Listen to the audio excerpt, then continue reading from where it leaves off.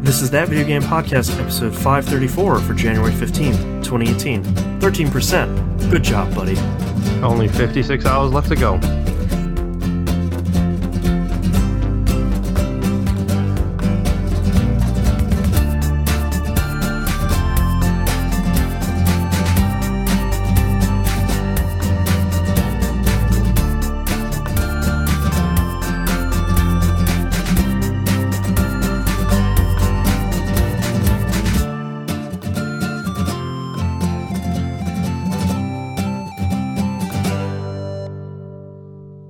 Welcome back to another episode of That Video Game Podcast. I almost just said the Bonding of Moonpier.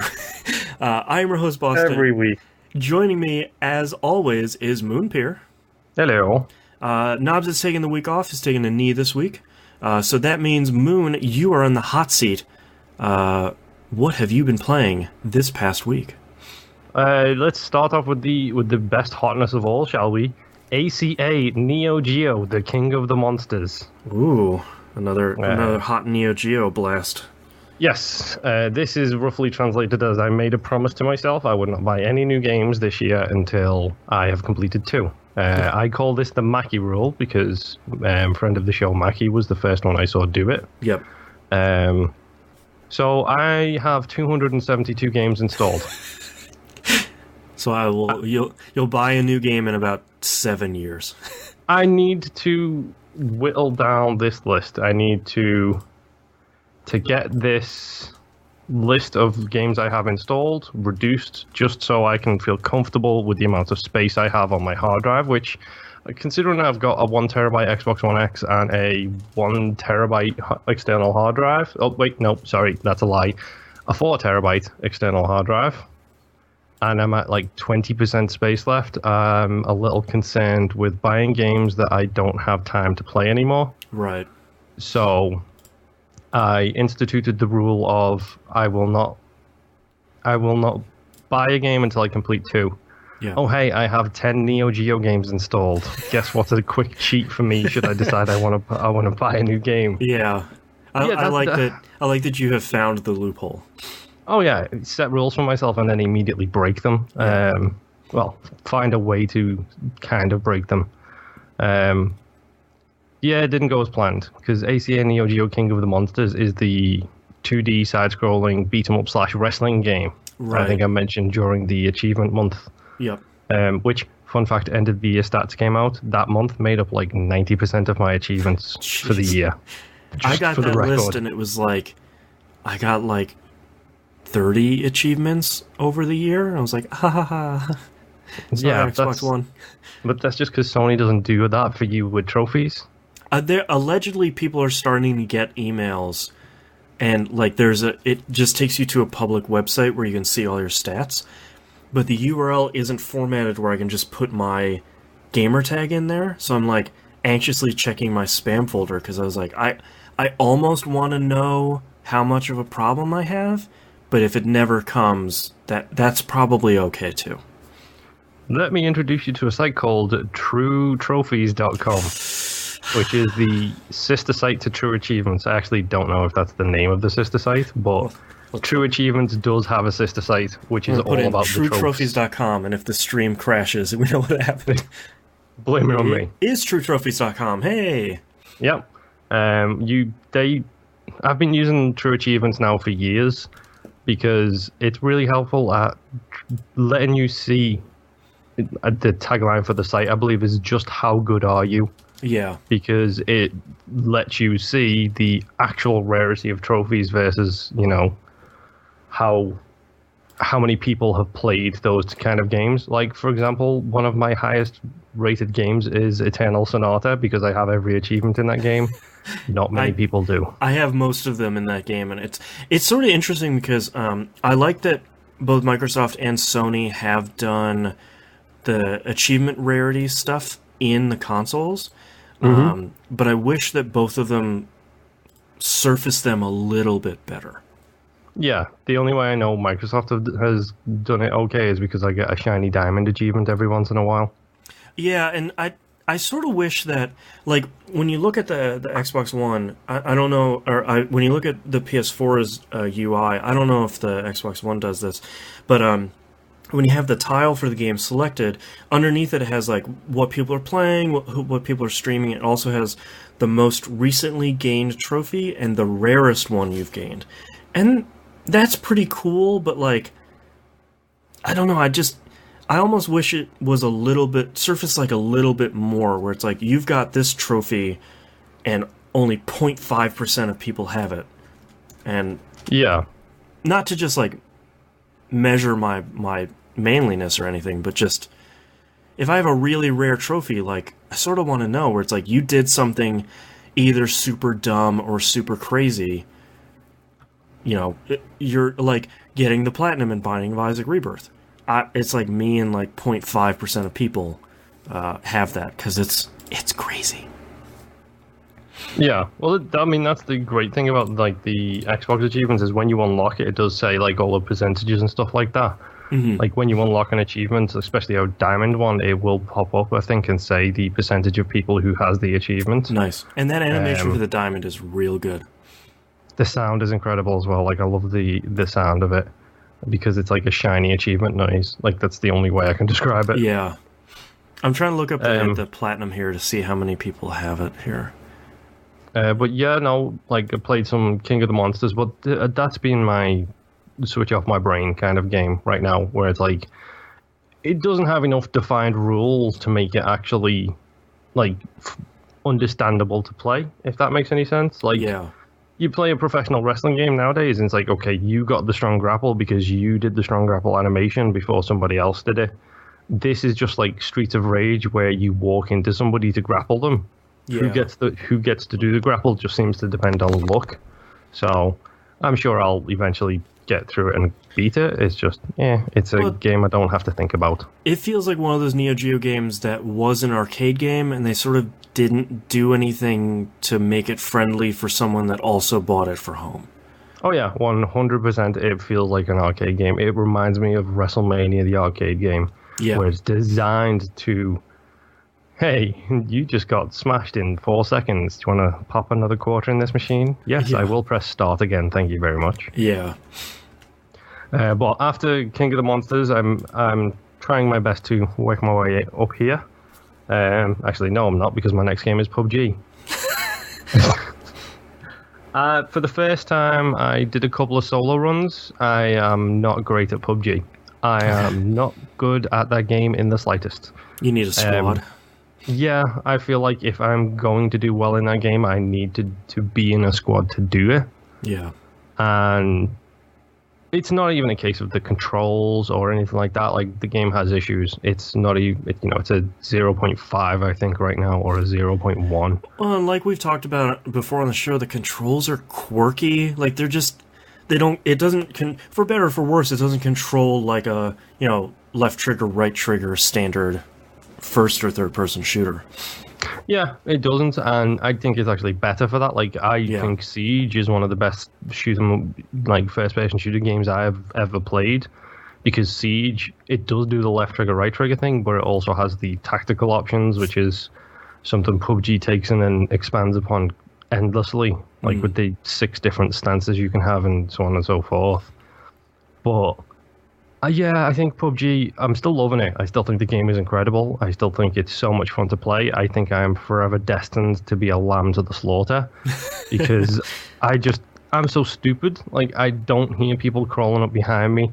I don't hear people walking around. I'm really bad at actually nailing a shot. Like, anything outside of like 20 yards and I'm going to miss you, so you don't have to worry about me if you ever happen to see me in game. We talked a little bit on this week's episode of The Binding of Moonpear about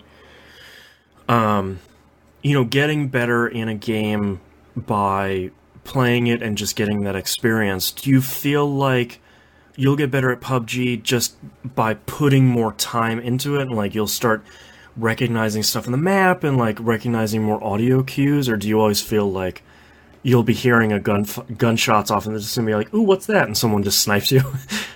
No, I actually think playing it genuinely helps. One of the best players I've ever seen play at that game is my wife.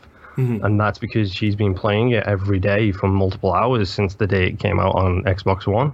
Right. And I've not seen too many people who can nail a target as quickly as she can. You know, it's incredible the difference that kind of thing can make. I mean, if I really want to get better, I need to take the Gersman approach and just jump into a hot zone and get in firefights and then try and kill people. If I die early, I die early. Right. You know, I just need to take that approach to things because that will make me better at the end when there's only two people. If one person's been hiding for the whole round and the other person has combat experience, then the person with the combat experience is 9 times out of 10 going to come out on top. Right. You know, so I think it is. It's a case of I need to actually sit down and put some time into it. But everybody's playing it, so it's like, do I, you know... when I'm in a squad with people, I tend to be the backup. Like I tend to be the person who either scouts out first, but I don't make decisions. Like I don't say let's go here or let's go there. So I think I just need to put some time in and actually just play solo. Just hey, we're flying over the military base. Let's go. Yeah. Like because everyone's going to jump out at that exact point. So I might as well do it. Try and get a gun and see how many people I can take down before I am eventually killed. But yeah, right now I'm just bleating my way through the map. Like those gifs you see of like lambs and goats jumping up mountains. That's me. Like, hey guys, you want to shoot me? What are you guys doing over here? Exactly. The sound design in that game is still incredible. I mean, we joke about the shots thing, but it's actually really well designed, like audio engine, which allows you to be able to. If it's a consistent firefight, you can say, okay, where's it coming from? And then you can hear it when it's in front of you. Yeah. But yeah, PUBG is so good. And it's a game of moments. Like, it is 100% a game of this is an amazing moment, that's an amazing moment, We used to call them water cooler games, because it's like you can't wait to tell your friends at the water cooler tomorrow at work. Yeah, exactly. Like, one of the first things I did in that game was I had an LMG. I think I was playing with my wife, Heiko, and somebody else, and I think it was humiliating. Not the actual game, but that's his name. Yeah. Humiliating. But we were all playing, and one of the first things I did was I just put like a full clip into a Jeep as it was driving past us and got 3 kills. Nice. It's like, that was incredible. I love that moment. Let's record that. Did you guys see that? Mm-hmm. It becomes a game just like that, where it reminds me of Siege in that manner, where it is, that was an incredible moment, or that was slightly disappointing. How can I do it better? Yeah. So yeah, I'm looking forward to actually jumping back into PUBG because that game. I hate to say it, 2018 Game of the Year, PUBG. Sure. Yeah. More than likely. It came out after we recorded 2017. So. Yep. And it's at that point where I haven't heard or read any Game of the Year stuff from last year. I'm assuming PUBG probably featured quite highly in a lot of them. It seemed like it, yeah. What I was surprised about is it featured highly in a lot of outlets and podcasts and streamers and whatnot. A lot of people picked Legend of Zelda Breath of the Wild as their game of last year, which interesting. I'm not surprised it was very high, and I'm certainly not hating where it's like, ugh, that was dumb. It's just one of those games where it's like, everybody really loved that game. I loved that game. Everyone loved it way more than I did. That's because they played it on the thing it's meant to be played on, the Switch. Yeah, it was a good experience on the Wii U. Ran smooth, looked fine. I think the thing is, when I finished it, I sort of put it aside, and everyone explored every nook and cranny and got all the shrines and played all the DLC, which I heard is really good. But yeah, I ain't got time for that. Yeah, it's one of those things where it's like if you can play video games for a living and you can play other games during your workday, yeah, fine, go home, play Zelda for the remaining 6 hours of the day or whatever. when you have a full-time job, or in your case, a very young daughter to look after. A 24-hour, daughter taking care of service. Exactly. It becomes a little bit tougher to be able to dedicate that much time to one game in particular, says the guy who's only going to play one game in about 2 weeks' time. Yeah. Have fun with me, Boston, because I'm going to be unbearable. I will.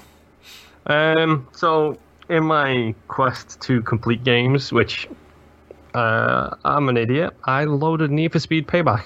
Oh no. So remember all that negative stuff I was saying about Need for Speed Payback at the end of last year? Yes. It gets worse.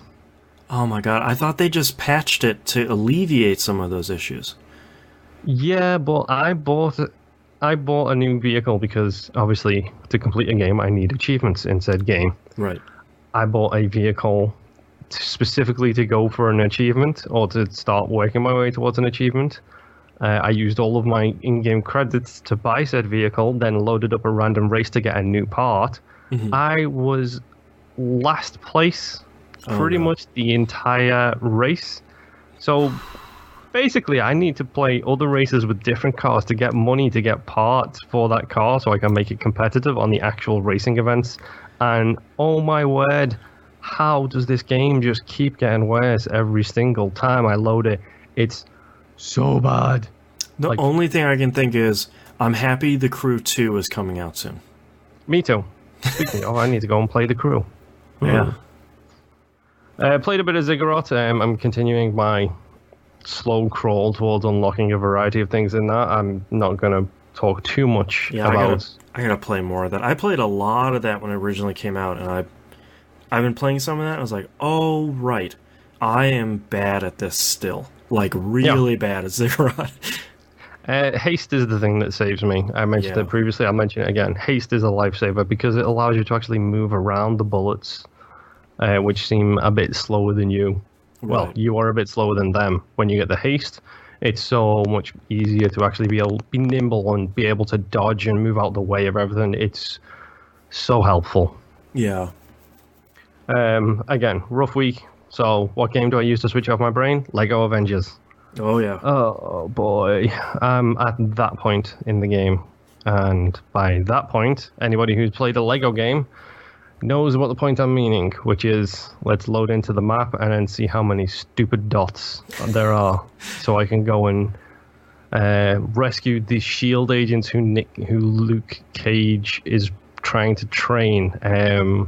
Find the 3 people who are babysitters for Jessica Jones so she can go out and do hair stuff. I'm at that point of the game. Yeah, and replaying levels to get free play.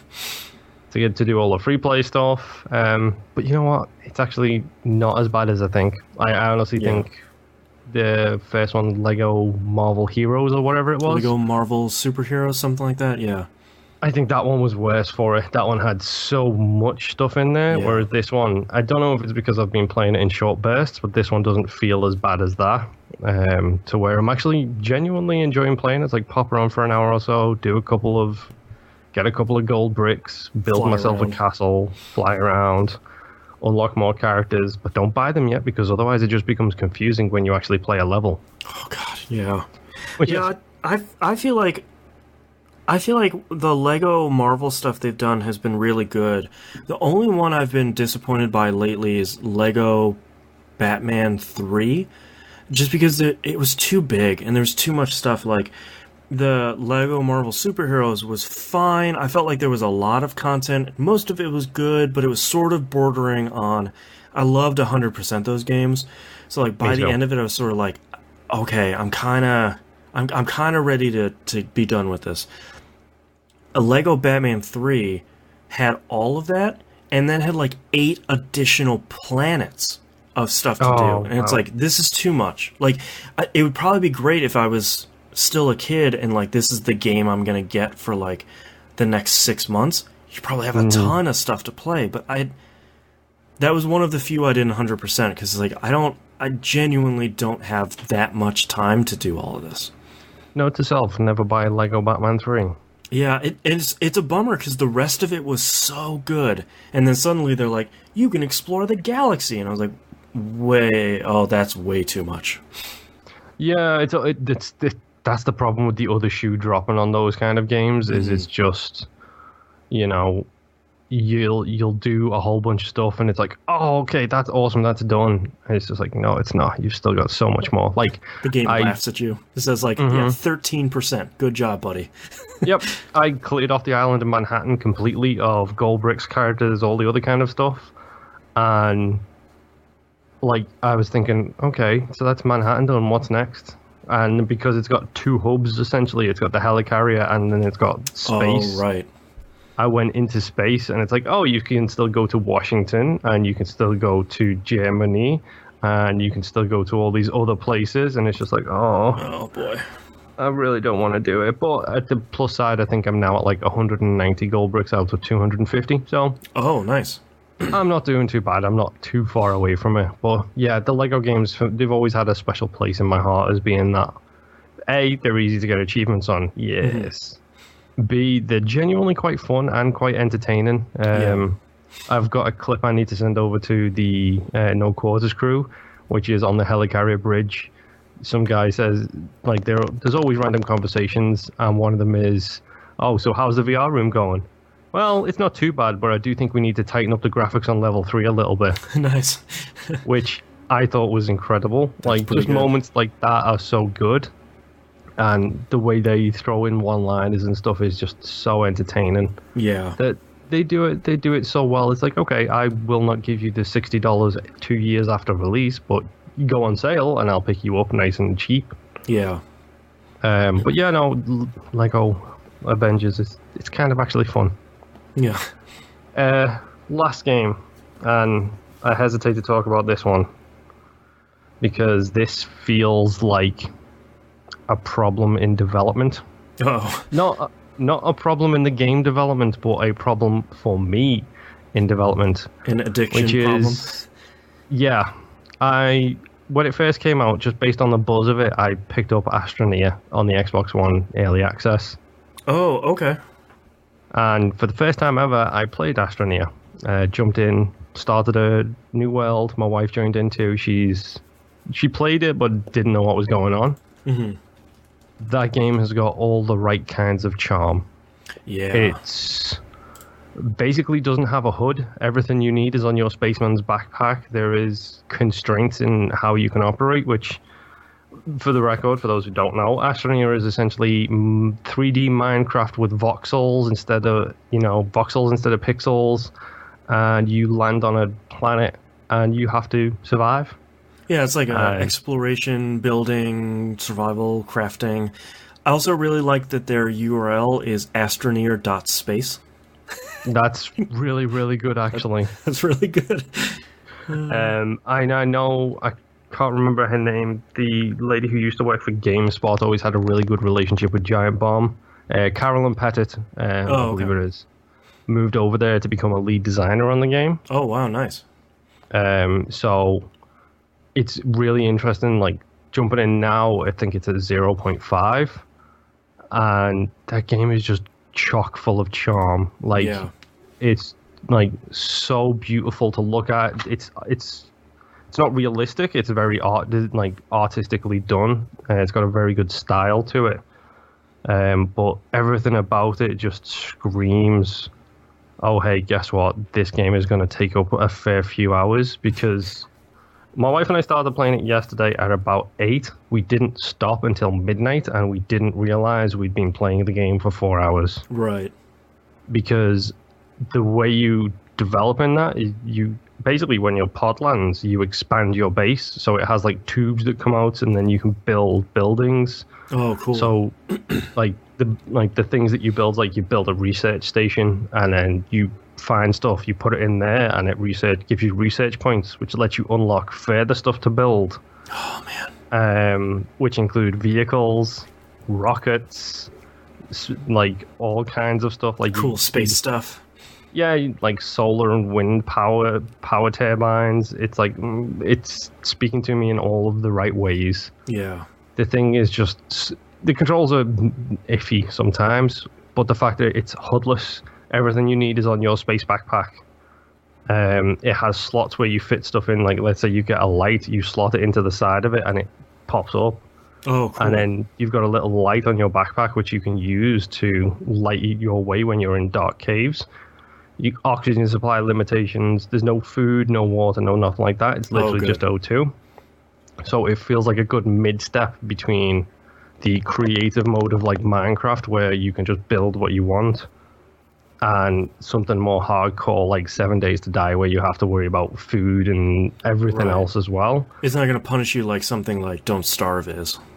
Yeah, exactly. And when you die in this, you just respawn in a pod, land at the exact same place on the planet, and you can go back and get everything off your backpack. Oh, nice.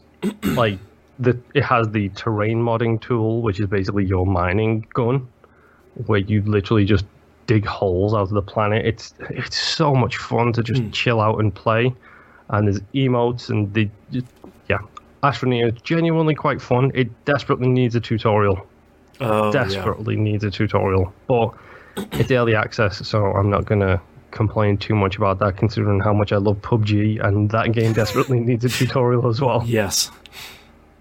But yeah, that's pretty much all I've been playing this week. I have spent a lot of time. So, this is one of those games where I've stayed up too late, and for me nowadays it's like 10 o'clock at night is way too late. Danganronpa 2. I am on the quest continues. The very last chapter of this game now, and a lot of it is because like usually what I do when the whole family goes to sleep is I'll do laundry and like do other chores around the house that I can't do with a baby, tripping over me. Sorry, she's a toddler now. And a lot of what I'll do is I will sit in my recliner, and while the laundry's going, I'll kick up my feet, and the cats will come over and they'll lay on me. And then like 3 hours later, I was like, oh wait, what am I doing? Oh, the laundry, no. And that's purely because of Danganronpa 2.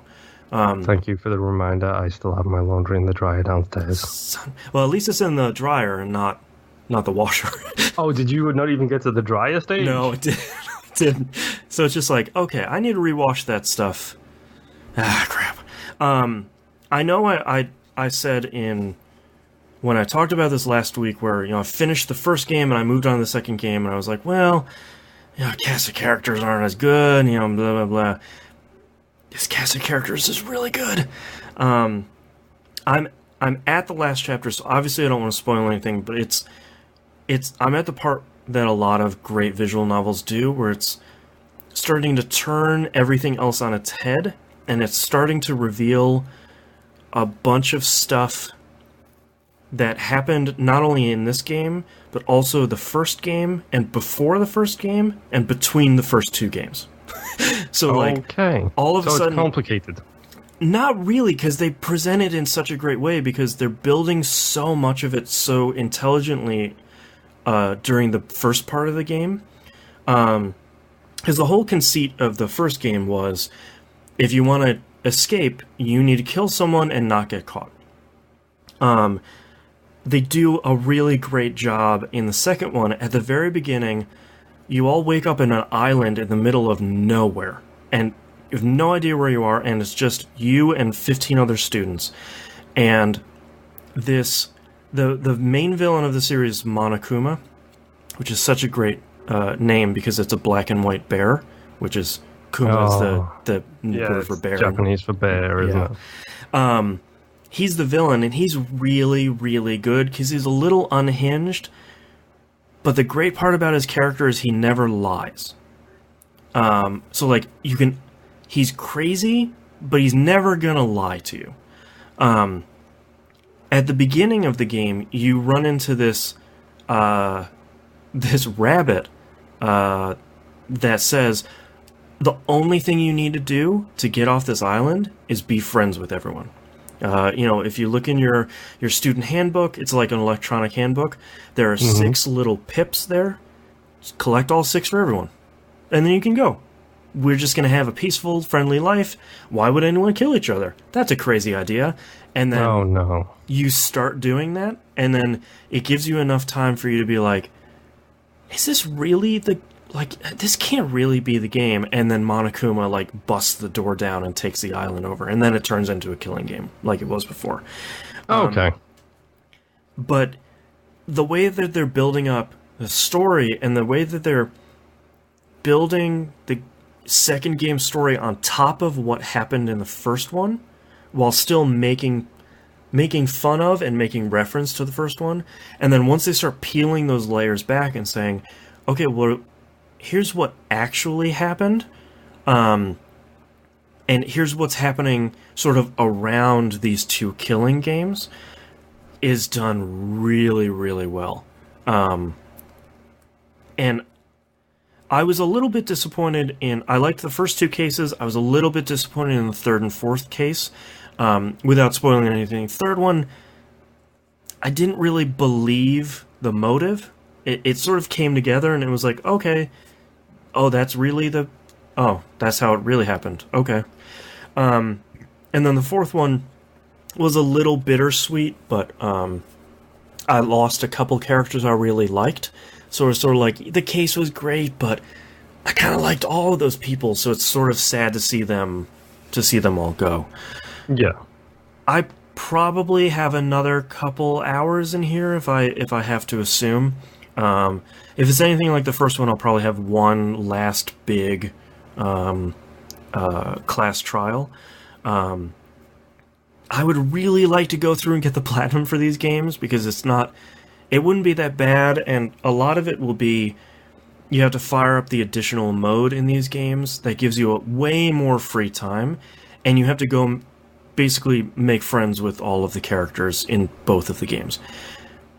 And that sounds really cool, because you get all this good backstory, and you get to have these fun conversations, and you get to learn about these characters, but I also just bought Danganronpa V3.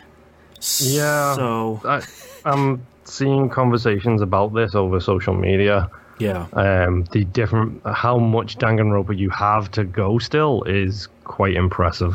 Well, yeah, and like I could play Ultra Despair Girls, which is like a side story. I'm going to push that until way later. The next thing I do have is watching the Danganronpa 3 anime. Crunchyroll has it, I believe, in English, and they have it in the right order. So that's the next thing to get through. And then I'm super excited to play V3, because everyone I'm hearing from says that it's incredible, and that it's way better than the first two. And right now I'm like, well, that is hard to believe, because these first two are so good. When it comes to the first two, one or two, which one is better so far? Obviously play them both, but which one is your favorite of the two?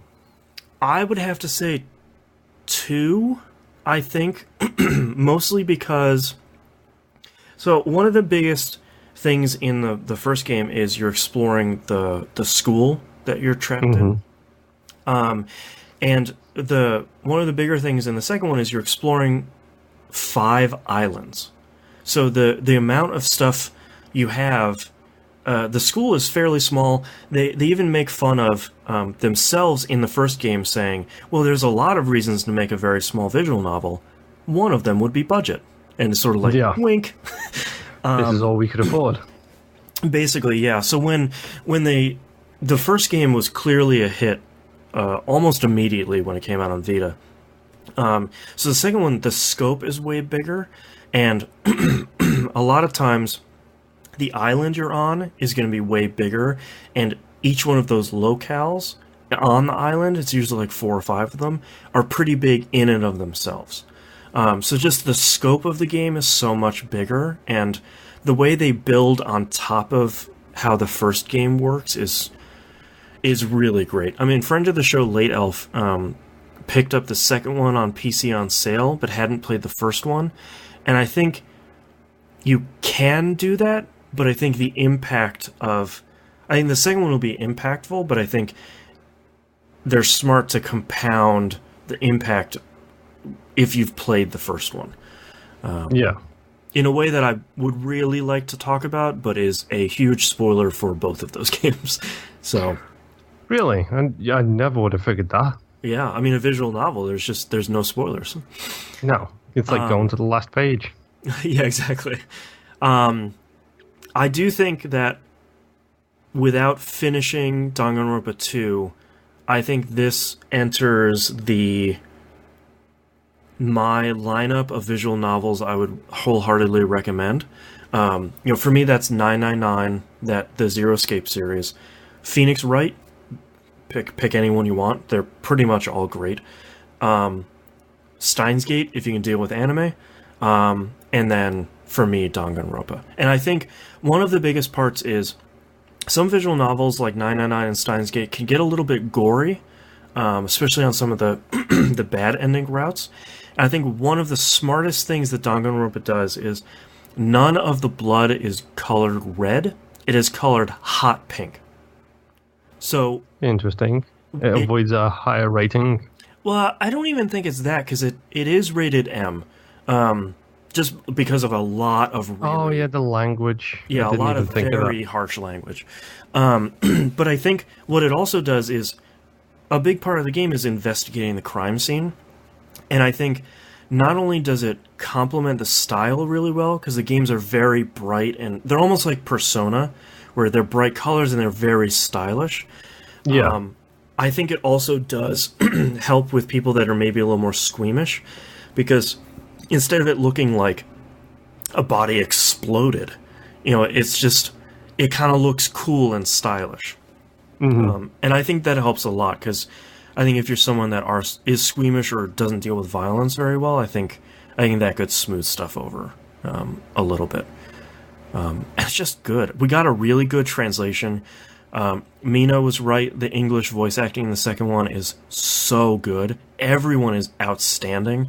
There's a guy named Gundam Tanaka, who is my favorite. Is it after Gundam, I assuming?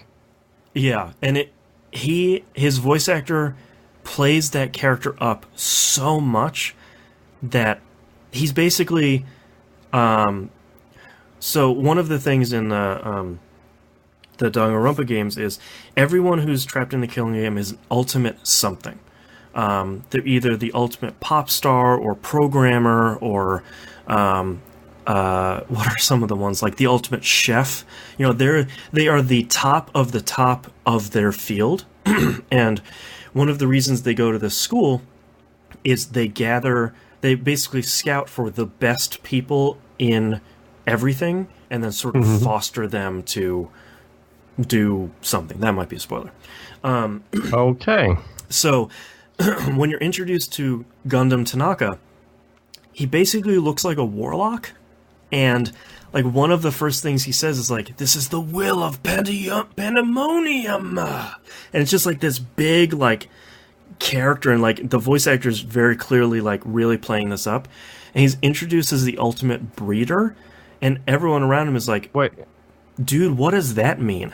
And he's like, "It's my 4 dark divas of destruction." And then he brings out these guinea pigs. Oh, my word. And they're like, "So you breed guinea pigs?" And he's like, "No, my dark divas." And it's just like, this is great.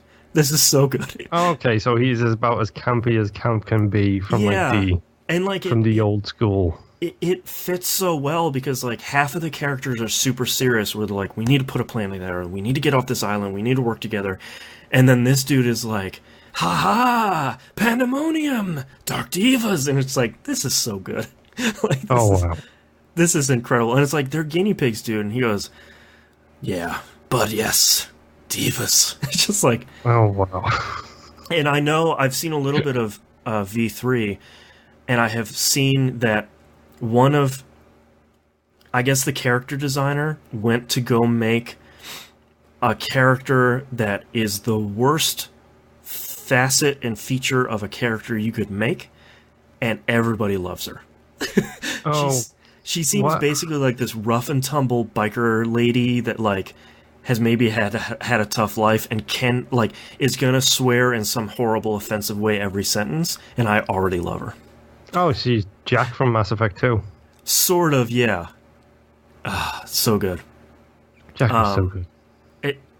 Danganronpa is really great, and I hope I get enough time tonight to sort of finish it off. If not, I'll definitely be doing it this week, and then I can sort of knock out the anime. But it's so good, and like I said last week, I'm so angry at myself that I haven't played this before. Like, sitting right here, I just saw it, right in my hand, Danganronpa for Vita. I have it. It's right here. What? Why didn't I play it? I bought it when it came out. Of course you did. I'm done. Because it's you. It's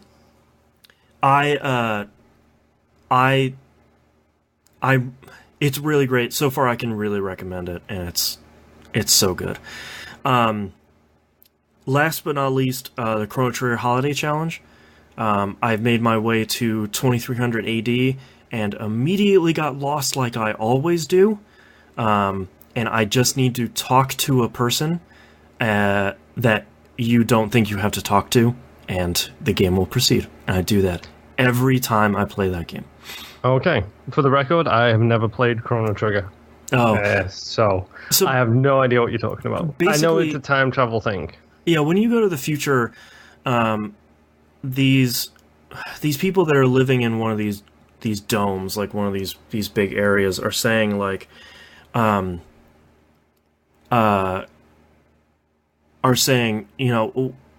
we can't get down to our food stores because there's a machine in the way. Could you go defeat the machine? And you do, and you run into this dude that has a seed on him, and you're like, oh, well, maybe they can plant it, yay. You have to go and talk to that dude again for the story to progress at that point. Mm-hmm. And I always forget to talk to that dude because, like, you already had a little cutscene and, things happened, and it's sort of like, okay, well, I'm ready to go, but you can't. And every time I read that, I was like, oh, God, that's right, okay. That's wasting my time. I do this every time. So, Chrono Trigger's still really great, though. And yeah, I haven't played much of it this week. I didn't have a ton of time. But that's all I've been playing this week. Let's take a break.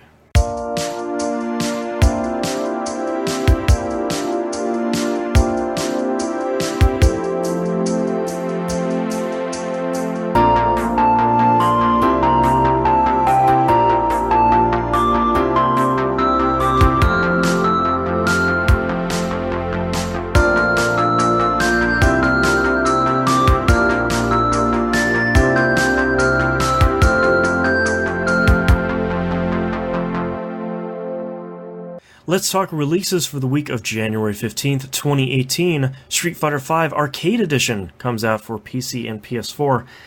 I meant to look up what was additional in this version, and I totally forgot. Oh, they've probably just got a bunch of stuff in there that has already been released. Come on. It's Capcom, you already know what you're going to get. Yeah, I think it's new characters and new skins and stuff like that. So, you already know if you want it, I guess. Yeah. Inner Space launches for PC OS X, Switch, PS4, and Xbox One. This looks like a little cool space exploration game.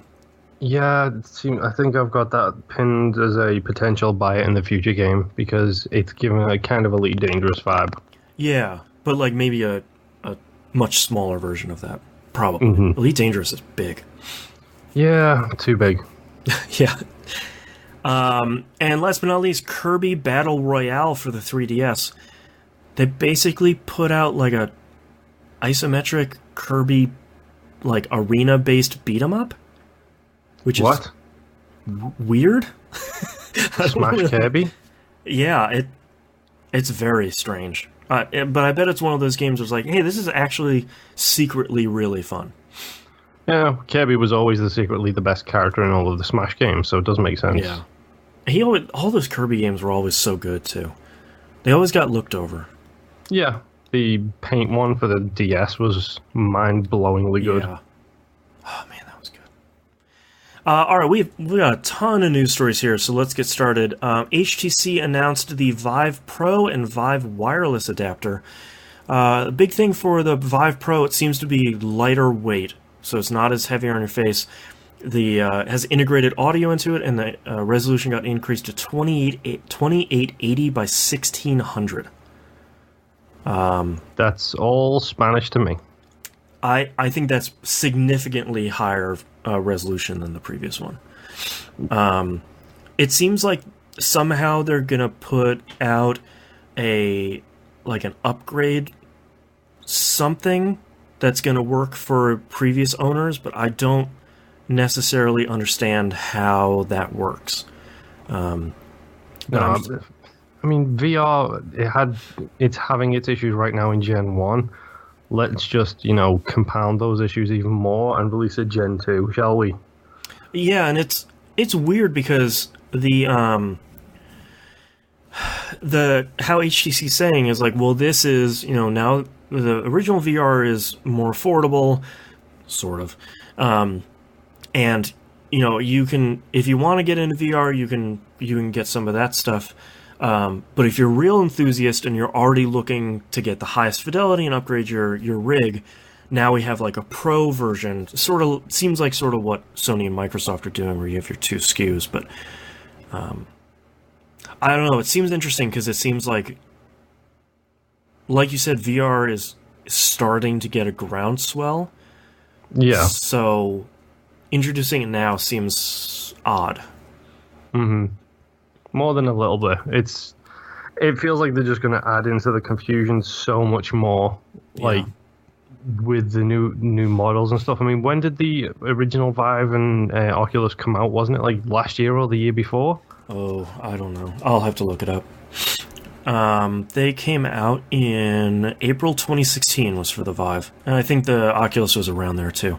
So less than 2 years. It's like, I get it, get the next generation under development, but don't kind of confuse a marketplace which is struggling as it is right now. Look at Steam Marketplace. Yeah. Don't confuse that the VR marketplace by throwing in a whole bunch more stuff. Well, and I'm surprised they did both, because I feel like the wireless adapter that they announced, which works with the original Vive and the Pro, I'm surprised they didn't do that first. That seems like the thing where it's like, all right, everybody wants this, and then you can come out with the Pro later. But I don't know. Maybe I just don't understand the VR marketplace and how much people really want that stuff. But yeah, it just seems odd.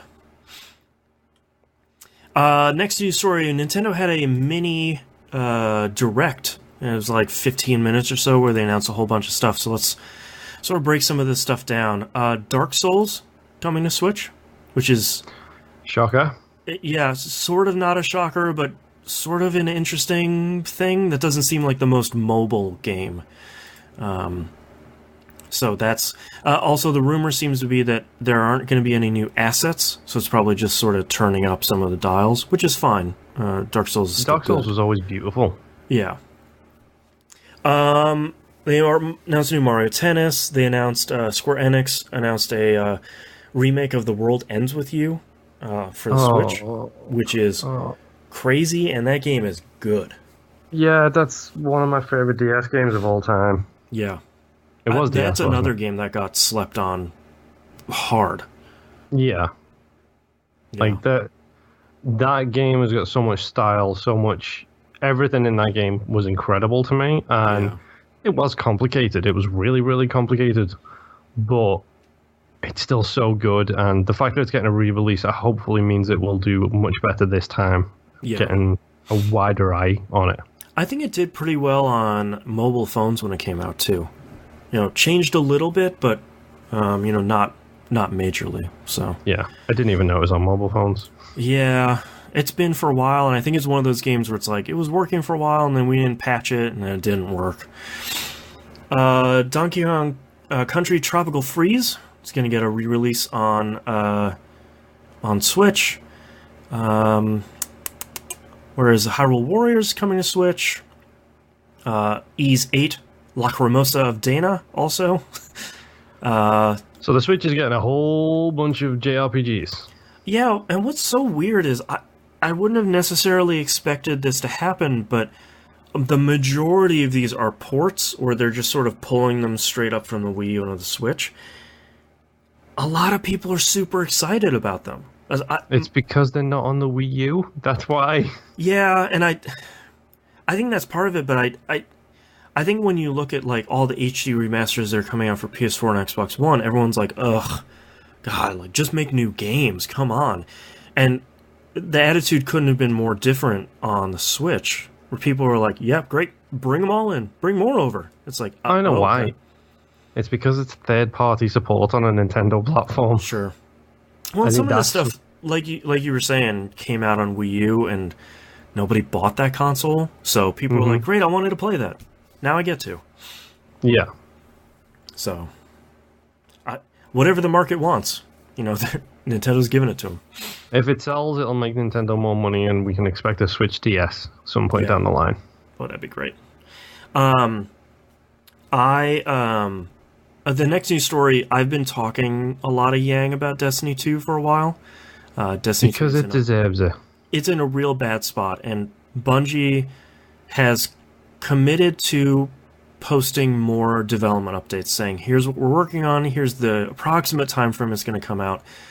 They just wrote a big one for basically what's coming up this calendar year, broken into a couple categories. But thankfully, it's sort of a double-edged sword, because thankfully they're saying all the right stuff, and they're going to be putting in all the right things, and they're going to be changing Eververse, so it's more like the first one, where not everything is in there. You can get that stuff by just playing activities, like this ghost drops from running strikes, that sort of stuff. Yeah. All of that is really good, but on the same token, it seems like Destiny 2 is running down the same path that Destiny 1 was, where it's like, if you're thinking about checking it out, wait a year. Wait until the end of this year, and it might be the game it was supposed to be. Yep, and that's a problem. That's a very big problem. From all accounts, they nailed Destiny 1 by the end of that game. Yep. Why didn't Destiny 2 launch in a similar shape? Why are they making the same mistakes again? And it's just like, I can understand from a development standpoint, you only do so much time, and there are some allowances have to be given, but the amount of core stuff that was missing from Destiny 2 is just crazy. Yeah, it shouldn't be. Yeah. In news of a game that I was fairly sure we weren't going to get here, Nintendo announced for Europe and the US Detective Pikachu. Yeah, everyone seems to be losing their mind about this. I think primarily why I'm excited is, number one, it's coming out. It's a cool game where like this hard-boiled gumshoe Pikachu with a Beefeater hat is, solving crimes. It's not a Beefeater hat. Oh, it isn't? No, a Beefeater hat is the big black fairy things the Queen's Guard wear. Oh, yeah. Sorry, I've let my English knowledge A Sherlock Holmes hat. We'll go with that one. And we're getting both games. So there was like a core game in Japan, and then a rather sizable DLC add-on. And then Ryan Reynolds is going to be voicing Pikachu, which is I didn't think would work until I watched the trailer. I haven't even seen the trailer yet. I don't know how I feel about this. I didn't feel great about it until I watched the trailer, and I was like, because Detective Pikachu in Japan is very gruff and deep voiced. Okay. Ryan Reynolds actually manages to capture that. Okay, we'll see how it goes. Yeah. So that's coming out March 23rd. Speaking of come out, we've had some conversations about our controller preferences on the show. Xbox. I don't really care about layouts of whatever's, and Moon has said you don't like the sticks being so close on the PS4 controllers. Hori is releasing an official controller that moves the sticks to be asymmetrical, like on the Xbox controller. Interesting. I think that's pretty cool. It's coming out this month. It's called Onyx. It has some weird stuff, like it doesn't have the headphone jack, it doesn't have the light bar, which people are probably going to be pretty happy about. I don't think it doesn't have the built-in speaker, so it's missing some of the controller stuff that for some people probably isn't super important, but I think it's kind of cool that they're releasing a controller that would make a lot of people very happy on the PS4. Yeah, definitely. To be honest, when I eventually pick up a PS4, it would probably be my controller of choice. Yeah. Because it will mean my hand does not cramp up after an hour. Yeah. Speaking of anti-cramping hands, the Microsoft... That was the worst segue. If you mentioned the Duke now... The Xbox One Duke controller... There you go. ...has got a date and price. It's coming out in March, and it is unfortunately $70. Yeah. I mean, the regular controller is $60, so it's only $10 more for the Duke. It has that screen in the middle of it. I did not know that was a screen. Yeah, the big green button is an OLED screen. You know, like where it was just that thing in the middle of it. It's an OLED screen now. Oh, wow. Yeah. Okay, that makes up the $10 difference. Yeah. Yeah, so available at the end of March. Still coming from Hyperkin. That's a cool thing. I probably won't buy that, but that's a pretty neat thing. I like that. They're still coming out with it, and they're still dedicated to that thing coming out, even as crazy as it is. Yeah, that is crazy. Like, I kind of wish I had a spare $70 lying around because I would probably pick one up. Yeah. I'm going to skip 2 news stories here just because we have so many of them. Last one, but not least, Microsoft has announced they have like that alpha ring of Xbox Insider testers for like new features and stuff. So if anyone doesn't know, this is like the bleeding edge firmware and OS stuff. That you have to get it first, then the beta people in the early access get it second, and then it goes public. Right, and this is the stuff you have to like triple agree to, where it's like, we might blow up your Xbox. Sorry. They have a couple of cool things.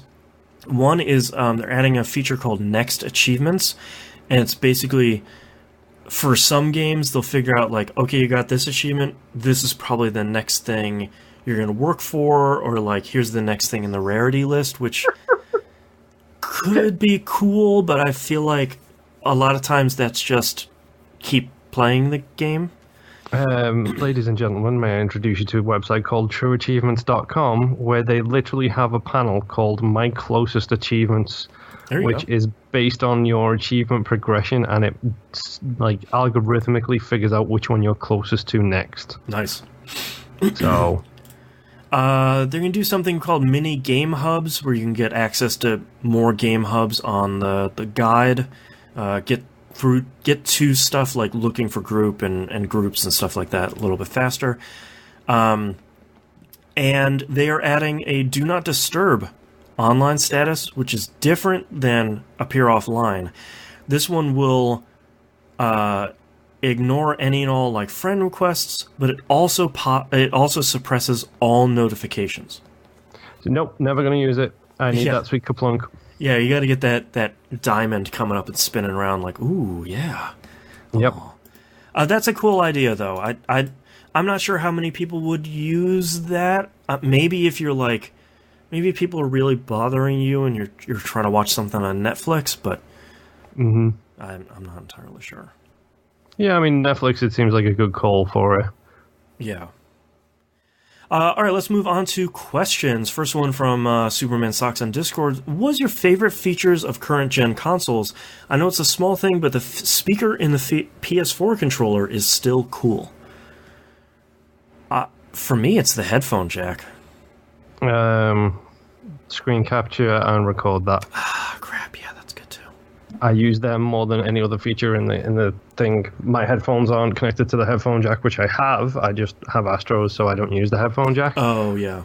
So I've got the optical mix amp on the other side of the room to me. So it's got to be screenshot and record that, because you had, like we talked about earlier, you have those games which are full of moments. Now you have the moments on video. Yep. And we can share our Binding of Isaac scores on Twitter. Yes, exactly. Without taking photos of a television screen. Oof, yeah. I think for me, still, my biggest one is the headphone jack, just because I'm able to either play something without having to, like, have the one ear near the TV, where it's like, are those footsteps? Like, I don't even know. And I'm not waking people up in the house. Like, that's just... I'm so happy that Microsoft, on that second round of controllers, built that into the controller, so you don't need the adapter anymore. That's all real good. Yeah. Maximus Prime on Discord asks, so this is a longer one. So with the current fall of Destiny 2 and Battlefront 2's loot box disaster, I've been thinking more and more about Anthem, and I just thought about something that has me excited. Halo was a very simple game in regards to systems. There were no powers, no abilities, and nothing was scalable.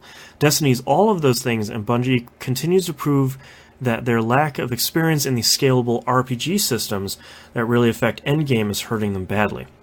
So BioWare is an RPG house, and if they know one thing, it's stories and systems, how do you think their RPG roots will positively or negatively affect Anthem? I think the story is going to be amazing. Yeah, probably. I was super impressed with the trailer they showed at E3. Like, the small... Thing.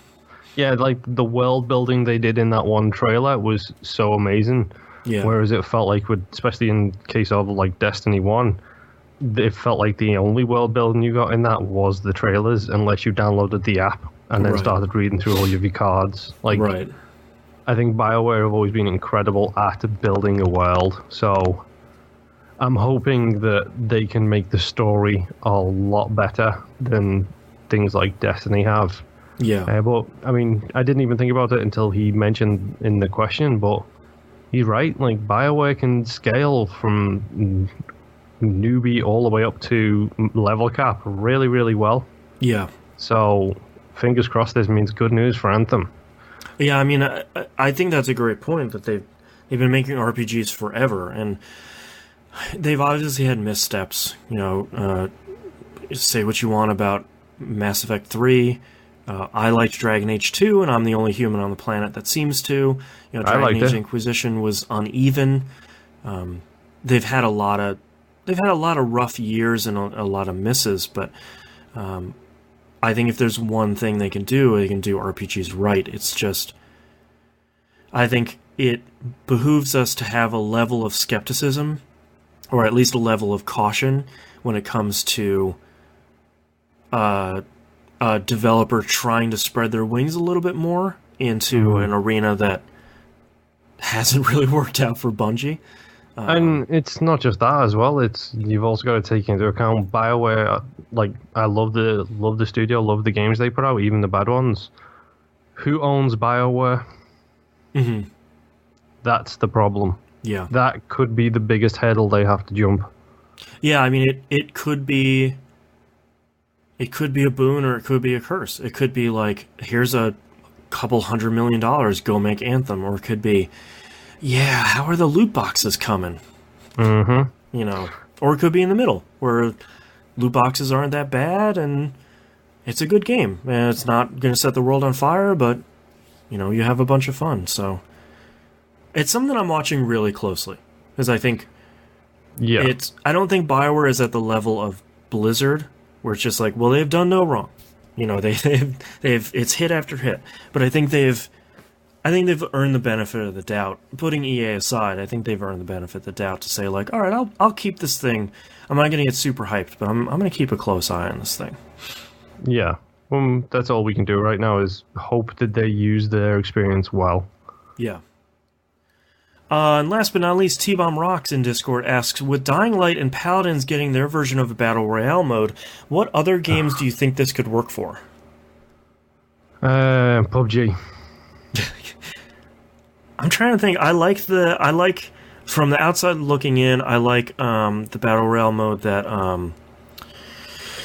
Is Fortnite what you're looking for? Fortnite, yeah, thank you. I like what they've done. I think that's cool.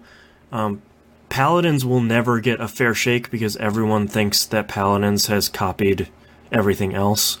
Yeah. It has been shown multiple times that that's not the case, but no one's going to listen anymore. I I don't know. I don't know if we're at the point where anyone wants to try it, because anytime people try to put a similar mode in there, even if they put their own spin on it like Fortnite does, everyone goes, they have the Simpsons did it moment, where it's like, yeah, but you're just trying to copy PUBG, and it's like, well, at some level, sure, like you want to put the popular mode into your game and have people play that instead of PUBG, but sort of the hot thing in games at the moment, so yeah, gotta capture the hotness. Need for Speed Payback needs a battle royale mode. Oh boy. 100 cars all driving around the city at once, and if you crash, you're out. Burnout Paradise. Will have that. There's rumors of Burnout Paradise getting a release. Give it a battle royale mode. There you go.